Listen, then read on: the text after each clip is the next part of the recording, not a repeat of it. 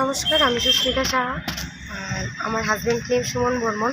আমার হাজব্যান্ড আজকে বিগত মার্চের 2 তারিখ থেকে নিখোঁজ হয়ে আছে, কিন্তু জানি না সে কোন জায়গাতে আছে, বাট জীবিত আছে কি না সেটা আমি জানি না। কিন্তু তার জন্য আমি লেফুঙ্গা থানাতে প্লাস আউটপোস্টে, ফাঁড়ি থানাতে সবখানেই আমি যাচ্ছি, কিন্তু কোনোভাবেই আমি সাকসেসফুল হতে পারছি না।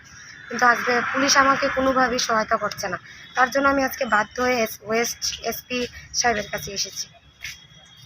আমি চাই যে অতি সত্বর আমার হাজব্যান্ডের যাতে খুঁজে দেওয়া হয়। খুঁজে পেয়ে আমি সাহায্য পাইতেছি না। একটা মেয়ে হিসাবে আমি অনেকটা হেনস্থ হইতেছি।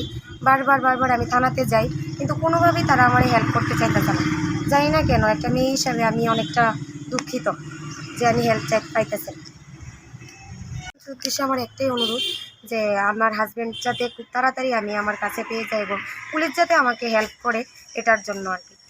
তার জন্য আমার মাননীয় মুখ্যমন্ত্রীর কাছে একটা অনুরোধ থাকবে।